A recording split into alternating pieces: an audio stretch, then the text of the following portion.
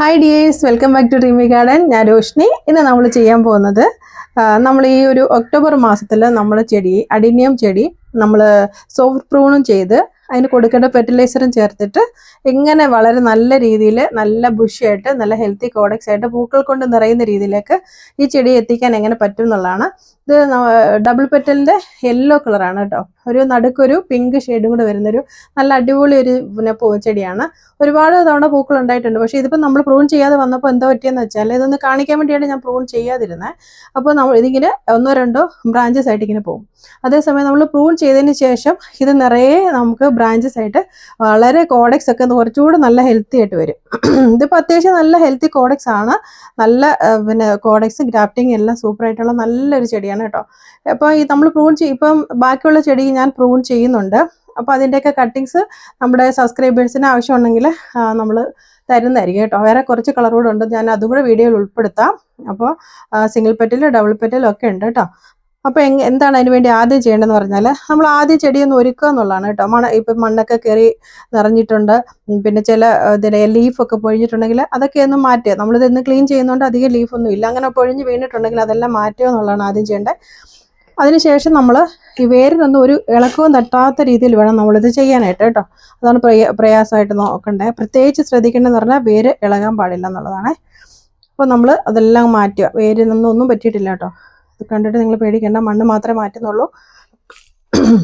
അതിനുശേഷം നമ്മൾ മാക്സിമം ഈ കോഡക്സ് മണ്ണിന് മുകളിൽ വരിക എന്നുള്ളതാണ് നമ്മൾ ഉദ്ദേശിക്കുന്നത്. കോഡക്സ് മാക്സിമം മുകളിൽ വന്നാൽ മാത്രമാണ് നമുക്ക് നല്ല ഷേപ്പിൽ ഇത് കിട്ടത്തുള്ളൂ. അതുകൊണ്ടാണ് കേട്ടോ.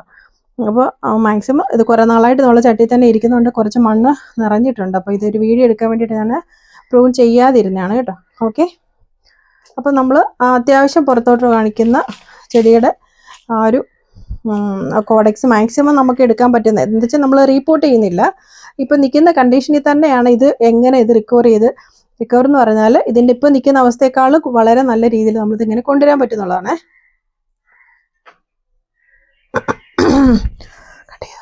പുതിയ ബ്ലേഡ് എടുക്കുന്നതാണ് എപ്പോഴും നല്ല കേട്ടോ. കാരണം അത് നമുക്ക് പിന്നെ ഒന്നും തന്നെ നമ്മൾ സ്റ്റെറിലൈസ് ചെയ്യുമൊന്നും വേണ്ട, സാഫൊന്നും പറ്റണ്ട. നമ്മൾ പുതുതായിട്ട് തന്നെ എടുക്കുന്നൊരു ബ്ലേഡ് എടുക്കുക. അതിനുശേഷം നമ്മൾ ഇപ്പോൾ ഗ്രാഫ്റ്റിംഗ് ഇവിടെ നിന്നാണെങ്കിൽ ഇവിടെ നിന്ന് ഒരു 2-3 നോഡ് വെച്ചിട്ട് നമ്മളിത് കട്ട് ചെയ്യാനായിട്ട് സിമ്പിളായിട്ട് നമുക്ക് കട്ട് ചെയ്യാം കേട്ടോ. ഇതിങ്ങനെ കട്ട് ചെയ്യുക. നല്ല കട്ട് ചെയ്യേണ്ട, സ്റ്റെമ്മൊക്കെ നല്ല കട്ടിയാണ്. അപ്പോൾ നമ്മൾ കട്ട് ചെയ്ത് കഴിയുന്ന സമയത്ത് ഇങ്ങനെ ഇരിക്കും.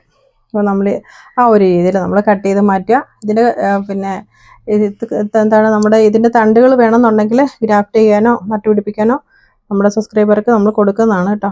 വേറെ ചെടികളുടേതുണ്ട്, അപ്പോൾ അത് ബാക്കിയുള്ളത് ഞാൻ ചെയ്യുന്നുണ്ട് കേട്ടോ. അപ്പോൾ ഈ ഒരു രീതിയിലാണ്. കുറച്ചുകൂടെ വേണമെങ്കിൽ എടുക്കാം, പക്ഷേ ഗ്രാഫ്റ്റിങ് കുറച്ച് ഇവിടെ തൊട്ട് നമുക്കൊരു 3-4 നോഡ് കിട്ടും. അപ്പോൾ അവിടെ നിന്നെല്ലാം പുതിയ ബ്രാഞ്ചസ് വരും. അപ്പോൾ നമ്മൾ കട്ട് ചെയ്തെടുത്തോട്ട് ശകലം സാഫ് നമ്മൾ പുരട്ടാനാണേ.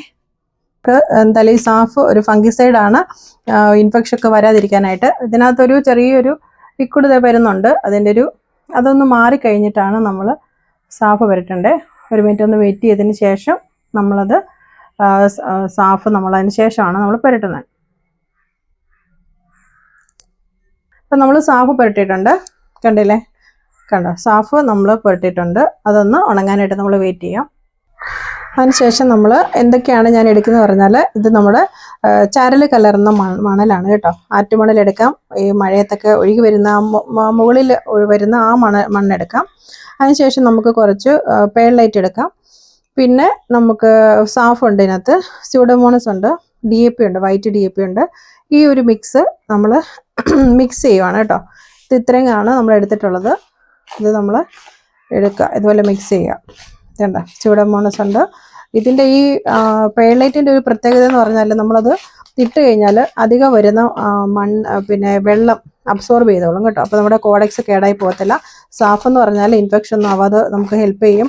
അതുപോലെ മണലുള്ളത് കൊണ്ട് ആ വെള്ളം അതിൽ കെട്ടിക്കിടക്കത്തില്ല. അപ്പോൾ ഡ്രെയിനേജ് കോളൊക്കെ കറക്റ്റായിട്ട് പൊക്കോളും. അപ്പോൾ അങ്ങനെയുള്ള പ്രയോജനം അതിന് കിട്ടുന്നതാണ്.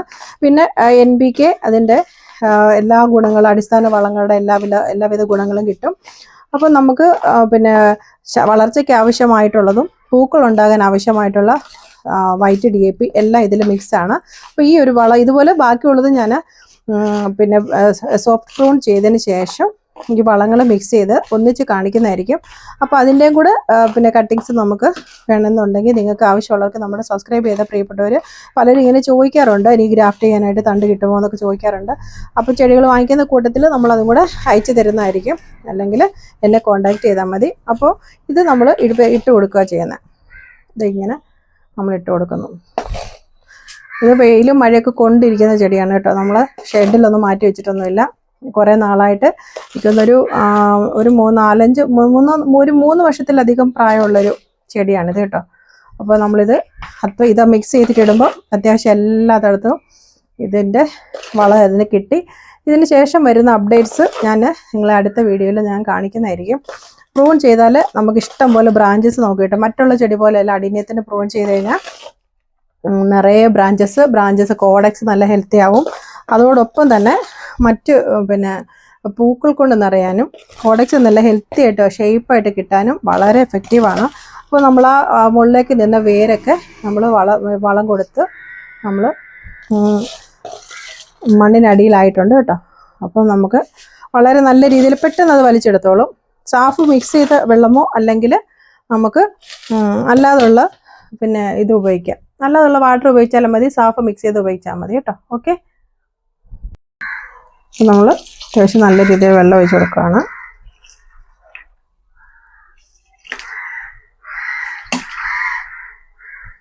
എന്നിട്ട് ഇതിനെ നമ്മൾ റെസ്റ്റ് ചെയ്യാൻ വിടുവാണ് കേട്ടോ. ഒരു 2 വീക്സ് നമുക്ക് തണലത്ത് വെക്കാം. 1-2 ആഴ്ച തണലത്ത് വെച്ചതിന് ശേഷം മാത്രം ആഴ്ചയിൽ 1-2 ദിവസം നമ്മൾ വെള്ളം നനച്ച് കൊടുക്കത്തേ ഉള്ളൂ.